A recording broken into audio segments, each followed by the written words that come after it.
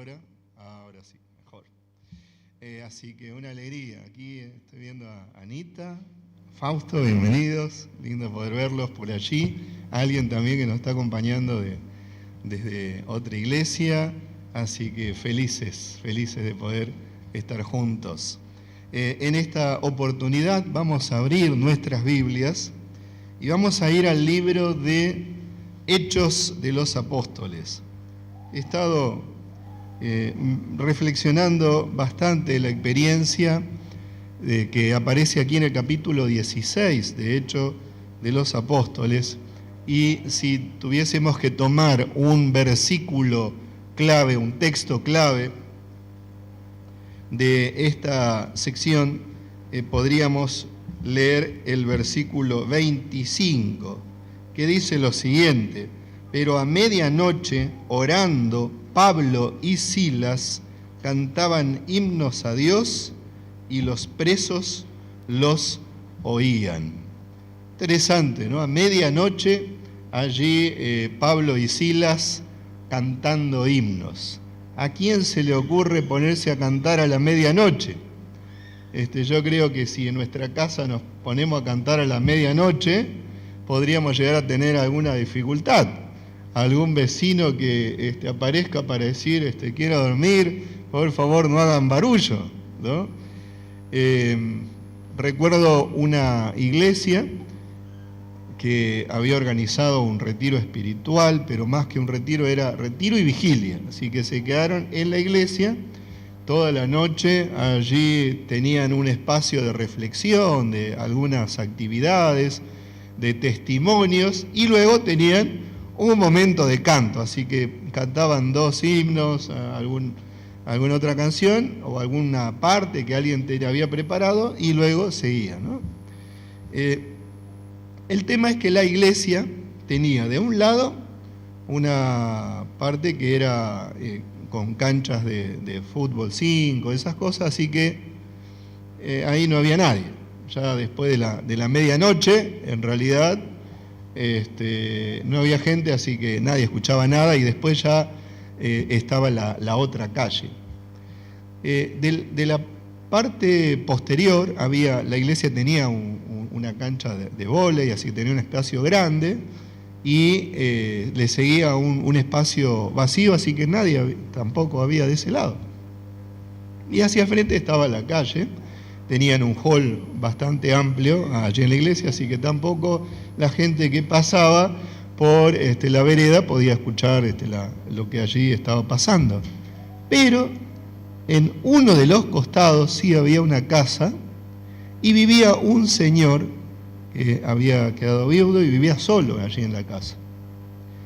Y después de aquella vigilia me encontré con ese señor, y entonces solíamos tener algún diálogo con él, y me dice, la otra noche se quedaron toda la noche en la iglesia. Ah, sí, dije, tuvimos una actividad con la iglesia. Sí, dice, yo los escuchaba, y estaban cantando a la noche, y de tanto en tanto cantaban. Yo dije, bueno, menos mal que solo mencionó eso y no dijo, ¿cómo puede ser que estaban haciendo barullo, no me dejaban dormir? No. Este señor me contó también, ¿sabe qué? Cuando la iglesia está en el culto, yo me pongo cerca de la pared, y especialmente cuando la iglesia está cantando, me pongo allí casi que con la oreja y las manos así apoyadas en la pared, y escucho los cantos de la iglesia. Qué testimonio que es la alabanza, ¿no? El cantar sobre todo al Señor. Pero claro, cuando nosotros nos reunimos en la iglesia y cantamos, nos sentimos felices porque escuchamos las voces de los que están cerca nuestro. Puede ser que vengamos con ánimo, o aún tal vez no vinimos con mucho ánimo a la iglesia, pero aquí nos juntamos en la alabanza, escuchamos el mensaje de la palabra y nos trae gozo.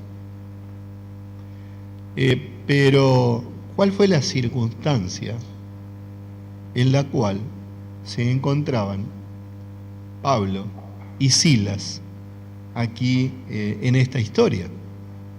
¿Cuál fue la circunstancia? El texto dice que Pablo y Silas en la medianoche oraron y comenzaron a cantar himnos.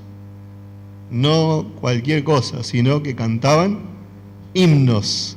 Y los himnos, en el Nuevo Testamento se mencionan cánticos, salmos e himnos. Los salmos seguramente hacen referencia a los cantos que tenemos en el libro de los Salmos, porque esas eran canciones, ¿no? Pero estaban también los cánticos espirituales.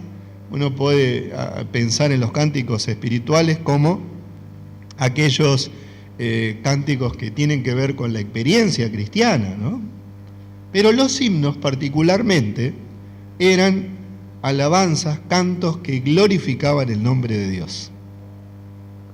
Eran esos cánticos como, algún himno que podamos recordar, que cantamos y que es una alabanza al Señor. ¿Qué himno se le viene a la mente? Un himno que sea esos que glorifican el nombre de Dios. Padre Dios, hay otros, ¿no? Señor mi Dios.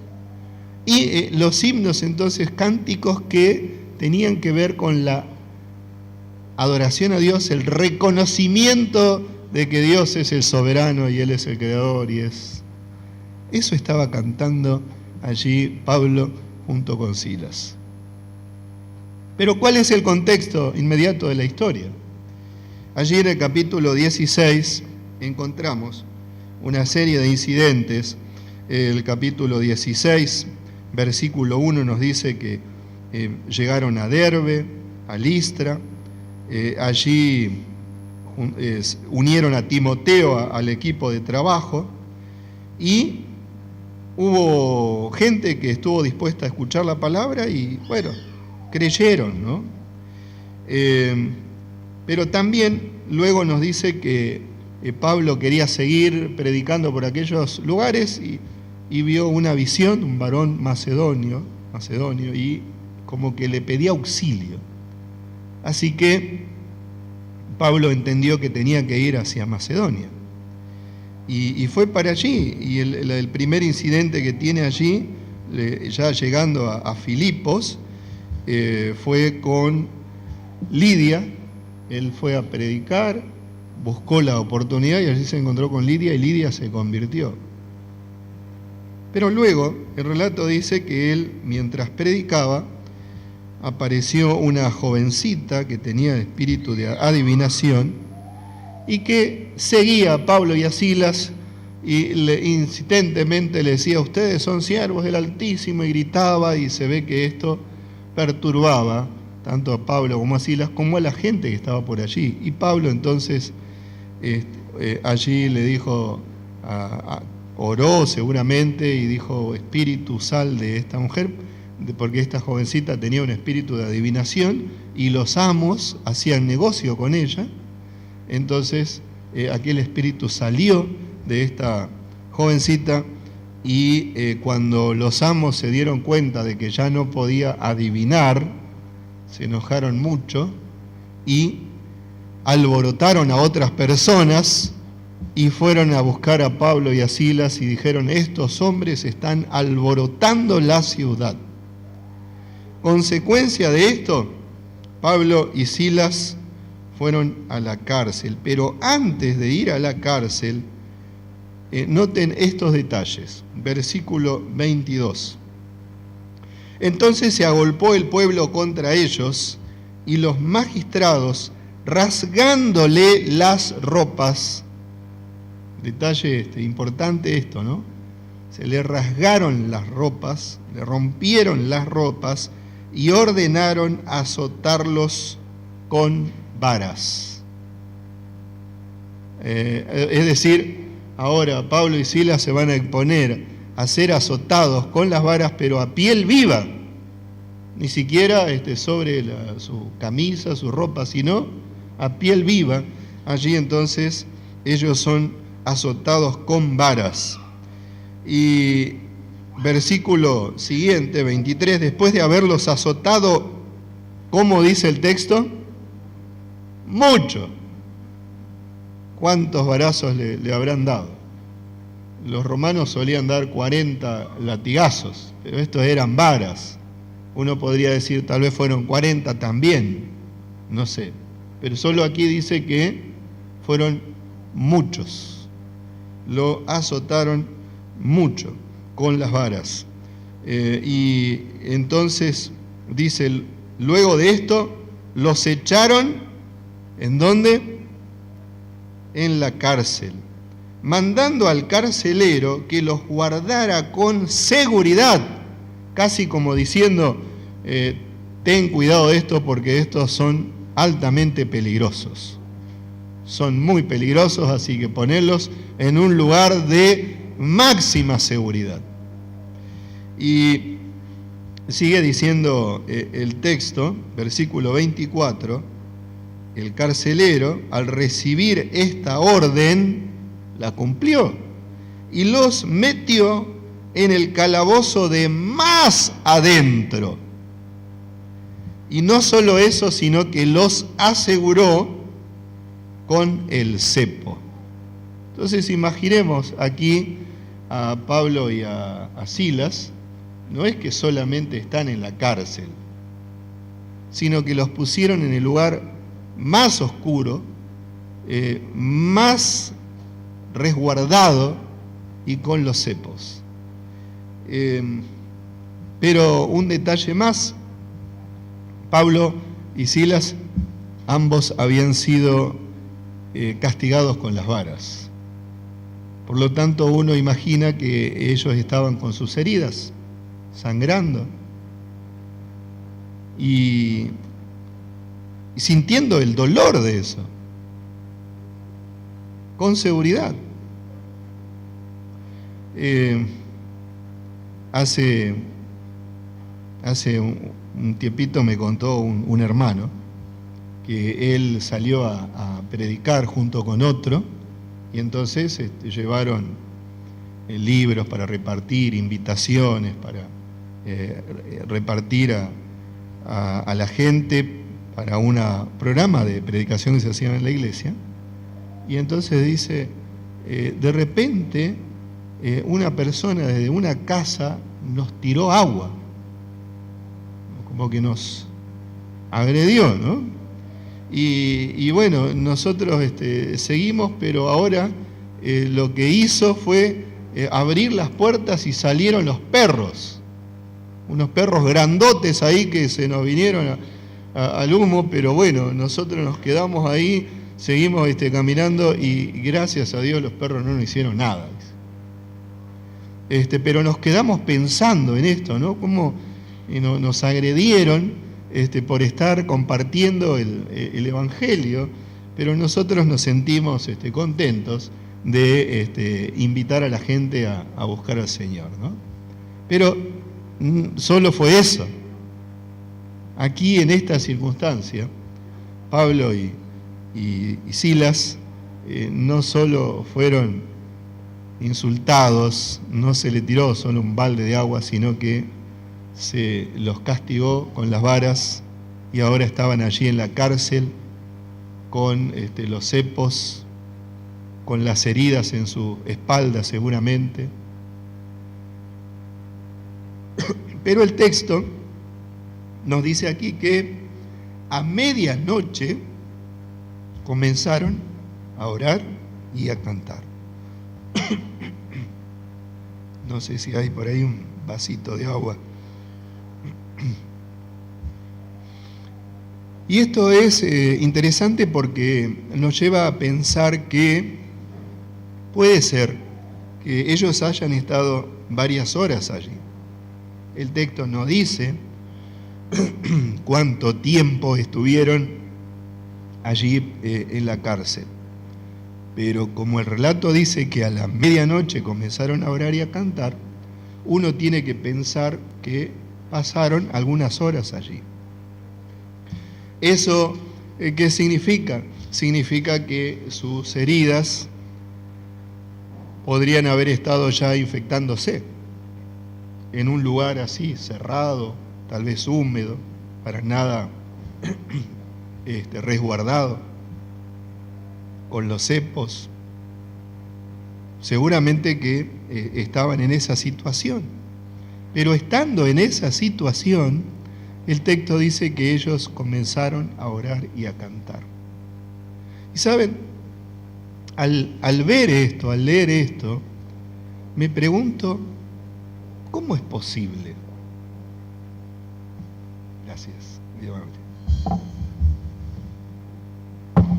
Me pregunto, ¿cómo es posible actuar de esa manera estando en esa circunstancia?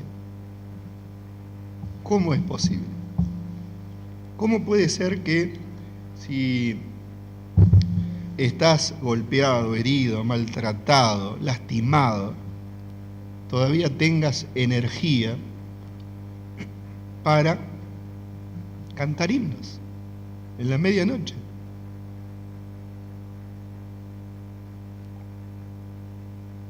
Y la verdad es que uno puede llegar a la conclusión al conocer un poco más de la historia de Pablo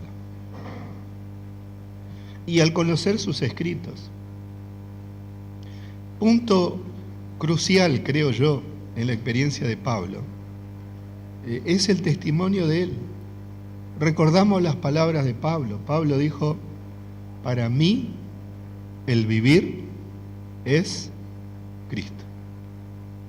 Para mí el vivir es Cristo. Y en otra oportunidad dijo, ya no vivo yo en mí, sino, ¿cómo sigue la declaración? Cristo en mí. Esa es la gran diferencia. Pablo estaba totalmente entregado a Jesús. La razón de su vida era Jesús. Cuando nosotros predicamos el Evangelio, podemos tener oposición, sí, la vamos a tener. La vamos a tener. Y a veces con alguna agresión directa o por ahí suceden otras cosas. Pero algo va a pasar. Recuerdo en una oportunidad, iba con mi primo, él lo habían elegido de diácono, así que estaba muy contento y salía a visitar a los hermanos y me invitaba para que lo acompañara. Yo era un jovencito en aquella época, así que íbamos en una bicicleta. Entonces yo iba sentado en la parrillita que la bicicleta tenía atrás y él iba pedaleando. Y visitamos a varias personas y íbamos muy contentos, pero en cierta parte, que había como un descampado, pocas casas, había una casa con unas palmeras, pasamos frente a esa casa y de repente salieron unos perros, unos galgos. Y claro, los galgos corren, vieron que esos son de velocidad. Así que aunque mi primo comenzó a pedalear lo más rápido que podía, pedaleaba, pero veíamos los galgos cada vez más cerca, ¿no? Hasta que uno alcanzó a saltar y yo sentí que me tiró así de la espalda, ¿no? Pero yo seguía en la bicicleta, así que avanzamos algunos metros más y después de avanzar un poco ya los perros se volvieron y cuando paramos me di cuenta que me faltaba algo. Tenía un abrigo, era época invernal, y tenía atrás en el abrigo que tenía un agujero grandote, ¿no? O sea que el galgo se había quedado con un pedazo. Pero bueno, nos sonreíamos y lo único que decía, bueno, lástima por el abrigo, y cuando mi mamá vea esto, me va a decir, ¿qué estuviste haciendo, no? Pero teníamos más bien una sonrisa de decir, los perros no nos hicieron nada. Pero la pregunta que por allí me hago es, ¿y qué si los perros sí hubiesen hecho algo? Si hubiesen lastimado, provocado alguna herida muy seria, ¿cuál hubiese sido la reacción? ¿Hubiese sido la misma? ¿Qué pasa cuando nosotros atravesamos serias dificultades? Muchas veces venimos a la iglesia y venimos con entusiasmo. La verdad, hoy estoy contento, estoy tan feliz de venir a la iglesia, así que vengo con un entusiasmo tremendo para alabar a Dios. ¿Vieron lo que decía la primera estrofa del himno que cantamos? Los que aman al Señor elevan su canción. Los que aman al Señor elevan su canción. Y entonces uno dice, vengo tan contento a la iglesia, así que vengo con un entusiasmo tremendo, quiero alabar a Dios. Quiero cantar himnos de alabanza. Pero a veces uno puede llegar a la iglesia sin mucho ánimo y escucha las alabanzas y las alabanzas te animan.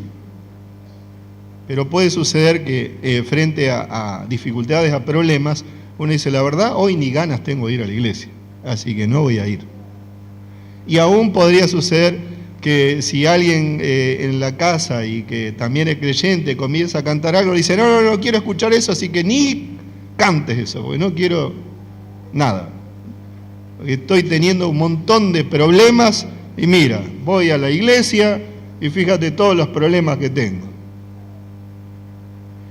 Sin lugar a dudas, Pablo entendió claramente lo que significaba seguir a Jesús y vivir en armonía con el Señor. Pero a veces a nosotros los seres humanos nos parece que cuando vamos a la iglesia nos comprometemos, como que por ahí pensamos que le estamos haciendo favor a Dios y que Dios nos tiene que hacer favores. Entonces es como yo doy, pero también me dan. Entonces, bueno, voy a la iglesia, dedico un poco de tiempo y ahora espero que Dios también me retribuya a esa inversión de tiempo o de entrega o de trabajo o en los recursos, en lo que sea, pongo mi ofrenda, pongo mi diezmo, entonces ahora espero que Dios me retribuya. Y si no me retribuye, digo, pero ¿y qué pasó, Señor? ¿Acaso no prometiste que todas las cosas nos iban a ir bien? A los que aman al Señor todas las cosas le ayudan a bien, dijo Pablo. ¿No nos iba a ir todo bien? Pero Pablo entendía que seguir al Señor es depender absolutamente de Él. No para recibir beneficios, sino para ser guiados por Él. Y ese es el otro punto clave en la experiencia de Pablo, porque cuando uno lee el libro de Hechos de los Apóstoles, especialmente la conversión de Pablo a partir del capítulo 9, pero después del capítulo 13, uno encuentra que Pablo siempre está buscando la dirección del Espíritu Santo. Y ahí está el otro punto, ¿no? Punto 1. ¿Cómo puedo yo tener esta experiencia que tuvo Pablo allí? ¿Cómo reaccionaría yo si comienzo a predicar el Evangelio y me pasan todas estas cosas? ¿Me levantaría para cantar? ¿O estaría por allí un poco refunfuñando diciendo, Señor, estuve haciendo tu obra y mira cómo me pagas? Pero Pablo estaba siendo guiado por el Espíritu Santo. Y allí entonces vemos la razón que nos muestra por qué Pablo podía en esas circunstancias orar y alabar a Dios. Por otra parte, a veces cuando nosotros predicamos el Evangelio, puede suceder que pensamos que hay un fracaso. Porque Pablo estaba predicando, ¿no? Allí junto con Silas y también Timoteo se estaba sumando al grupo, pero ellos podrían haber dicho, Señor, mira, vinimos aquí a Filipos, recibimos el llamado macedónico y esperábamos que la gente se convirtiera a montones, pero resulta que ahora estamos en la cárcel. ¿Qué clase de llamado fue este? Uno podría pensar que hay un fracaso. Pero cuando nosotros somos guiados por Dios, realmente se cumple lo que el mismo Pablo dijo, ¿no? Todas las cosas a los que confían en Dios les ayudan a bien. Él tenía la seguridad de eso y por eso allí se levanta en la medianoche, comienza a cantar, orar y cantar. Y esto creo que es un gran ejemplo para nosotros. Cuando estamos en dificultades muy serias, sea como consecuencia de predicar el Evangelio, pero puede ser por otra circunstancia, estas dos cosas son fundamentales para recobrar el ánimo. Primer cosa, orar. ¿Cuál habrá sido la oración de Pablo? ¿Qué habrá dicho en esa oración? No dice la Biblia, pero ¿saben qué? Pienso que cuando Pablo comenzó a orar allí, comenzó a orar por el carcelero, comenzó a orar por los presos, comenzó a orar por las personas que habían escuchado el Evangelio, pidiéndoles que pase lo que les pase a ellos, sigan firmes en el Evangelio. Yo creo que Pablo comenzó a orar por toda esa gente que él había visto, que había conocido. Y seguramente también oró: Señor, si es tu voluntad que salgamos de este lugar, sigamos predicando. Después de orar, de entregarse por completo al Señor, dice: ahora sabe lo que me queda, es alabar tu nombre. Estoy aquí con cadenas, pero en esta circunstancia, y recuerden lo que dice aquí, que comenzó a cantar, no dice comenzó a cantar, sino comenzó a cantar, ¿qué cosa? Himnos, cánticos que dan gloria al Señor. Él comenzó a decir: Señor, tu nombre sea glorificado, pase lo que pase, estoy aquí azotado con estas heridas, con el cepo, pero tu nombre sea bendito y glorificado. ¿Cómo actúo yo cuando tengo serias dificultades y estoy sumergido en un gran problema? ¿Doy gloria a Dios? ¿O le reclamo a Él para que Él solucione mi problema? Y no digo que esté mal que le pidamos al Señor que Él nos dé sabiduría, nos ayude a solucionar nuestros problemas. Pero cuando nuestra vida está entregada por completo a Él, también vamos a glorificar a Dios, aún en esas circunstancias. Y cuando nosotros actuamos de esto, nuestra vida cristiana no queda sin frutos, en absoluto. Porque al leer aquí la historia, en este capítulo 16 de Pablo, encontramos algunos detalles que nos muestran esto, ¿no? Capítulo 16, versículo 5. Así que las iglesias eran animadas en la fe y aumentaban en número cada día. Cuando nuestra entrega es completa al Señor, esto sucede. La iglesia aumentaba en número cada día.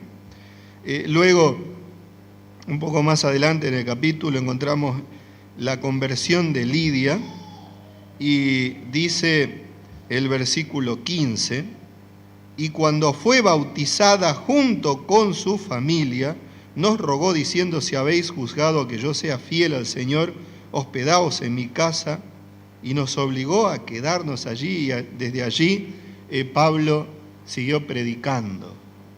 Lidia se entregó al Señor, se bautizó, no solo ella, sino toda su familia. Pero los milagros siguen ocurriendo, porque aunque algunas cosas pueden parecernos como fracaso, el Señor, cuando está guiando nuestra vida, no hay fracaso para el Señor. Y el relato nos dice que allí, después que Pablo y Silas estaban cantando, el versículo 26, sobrevino de repente un gran terremoto, de tal manera que los cimientos de la cárcel se sacudían y al instante se abrieron todas las puertas. Y el carcelero se despertó y al ver todas las puertas abiertas, ustedes recuerdan lo que quiso hacer el carcelero, ¿no? Tomó su espada y quiso quitarse la vida. Pero Pablo le gritó: Pablo le tuvo que gritar. A veces parece que frente a ciertas circunstancias uno tiene que actuar de esa manera, ¿no? Pablo le gritó al carcelero para que no lo hiciera. Y él le dijo, no hagas eso porque estamos todos aquí, ningún preso se ha escapado. Es comprensible la actitud del carcelero. Si nosotros leemos el capítulo 12 del libro de Hechos de los Apóstoles, aparece la historia de otro discípulo que fue encarcelado. ¿Se acuerdan quién fue ese discípulo? Que fue encarcelado, que vino un ángel y que lo libró, que también estaba allí encadenado junto con otros soldados, pero el ángel lo libró y él salió, y el relato en el capítulo 12 dice que este discípulo iba caminando y pensaba que era un sueño, hasta que cuando estuvo afuera se dio cuenta de que no, que era realidad. ¿Se acuerdan quién era ese discípulo? Pedro, muy bien, Pedro. Pedro fue ese discípulo. Y cuando Pedro quedó libre, él fue a la casa de la mamá de Marcos, de María, y allí estaba Rodes. Usted conoce la historia, ¿no es cierto? Pero el relato dice que quien había puesto en prisión a Pedro fue Herodes. Y nos dice que comenzó a indagar a los guardias a ver qué había pasado. En ese caso había 4 partes de guardia. Y cuando ellos fueron a ver, estaban todas las puertas cerradas. Allí Dios hizo un milagro de otra manera, ¿no? No abriendo las puertas, sino sacando a Pedro de allí. Pero ¿qué pasó con esos guardias? El texto dice que Herodes los hizo ejecutar. Todos esos guardias que estaban allí cuidando a Pedro finalmente fueron ejecutados. Ahora podemos entender por qué este guardia, cuando vio esto, dijo, prefiero que matarme antes de pasar por todo el juicio, el oprobio, etcétera, etcétera, ¿no? Y este guardia, pienso, ¿cómo habrá tratado este guardia a Pablo y a Silas cuando fueron ellos encarcelados? Porque la orden fue, mira, ponlos en un lugar seguro. Y el relato dice que el carcelero obedeció y que lo llevó al lugar más, que estaba más adentro, más seguro. No imagino a este carcelero diciéndole a Pablo y a Silas, muchachos, miren, ustedes están aquí, pero seguramente que ustedes son buenas personas, pero bueno, síganme, miren, los voy a poner aquí. Yo no imagino eso de este carcelero. Me da la impresión, aunque el relato no lo dice, que los habrá tratado medio áspero y tal vez en algún momento hasta con un empujón, y todavía dice que le puso los cepos allí. Así que no creo que haya tenido la mejor de las cortesías este carcelero con Pablo y con Silas. Pero ahora Pablo le grita, no hagas eso. Y él, al escuchar de que nadie se había escapado, ¿qué hace ahora este carcelero? Va y se postra delante de Pablo y de Silas. Y ellos le dicen, no hagas eso. Pero él queda asombrado y lo sacó.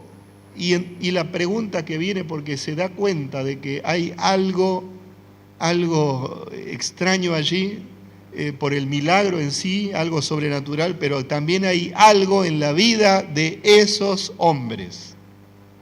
El testimonio de esos hombres, creo yo, sacude más al carcelero que el terremoto mismo.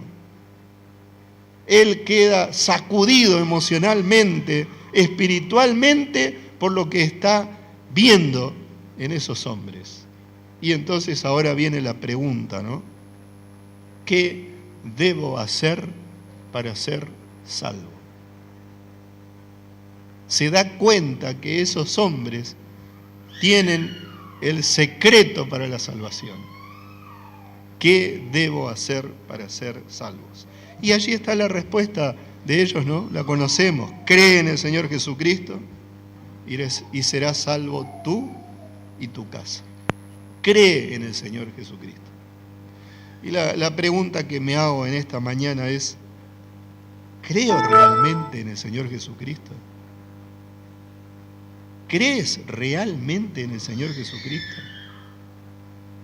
Porque creer completamente en el Señor Jesús es entregarle nuestra vida por completo. Y pase lo que pase, tener la seguridad de que Él está dirigiendo nuestra vida. Y cuando eso sucede, los frutos llegan, ¿no? Porque fíjense la actitud que tiene este carcelero. Versículo 32. Y le hablaron la palabra del Señor a él y a todos los que estaban en su casa. Él, tomándolos en aquella misma hora de la noche, les lavó las heridas. Señal de que aquellas heridas todavía habrán estado sangrando y tal vez con algo de infección, pero ahora el mismo carcelero es el que toma la decisión de lavarle las heridas a Pablo y a Silas. Y enseguida, dice el texto, se bautizó con todos los suyos. ¿Fracaso? No. ¿Puede haber fracaso para el Señor, para Dios? No. El carcelero se entregó a Jesús y se bautizó. Queridos hermanos, en esta semana, o estos días ya, estamos leyendo un librito, Primero el Reino. ¿Cuántos tienen el librito? Primero el Reino. ¿Cuántos tienen el librito? Varios lo tienen. No había muchos libros, pero se puede tener ese librito en el archivo PDF y podemos leerlo. Es un libro inspirador y los animo a leerlo. Y en esta semana vamos a estar teniendo reflexiones, meditaciones que vamos a recibir a través de las redes, y quiero invitarlos y animarlos para que puedan seguir esas predicaciones. Van a ser de inspiración. Y no solo eso, sino que en esta semana tengamos la actitud de Pablo y Silas y comencemos a orar. Oremos los unos por los otros. Oremos por nuestros vecinos. Oremos por aquellas personas que tal vez nos injurian o nos están haciendo algún daño. Oremos por esas personas. Y luego alabemos al Señor. Hagamos esto en esta semana y el sábado próximo vengamos aquí a la casa del Señor para alabar, para glorificar su nombre con himnos que glorifiquen al Todopoderoso.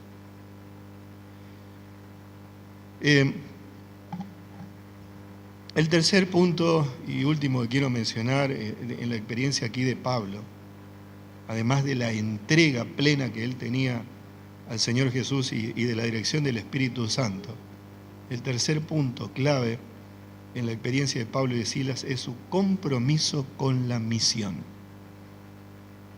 Si nosotros nos entregamos completamente a Jesús, si nosotros dejamos que el Espíritu Santo llene nuestra vida y nos guíe, vamos a estar totalmente comprometidos con la misión, con anunciar las buenas nuevas de salvación.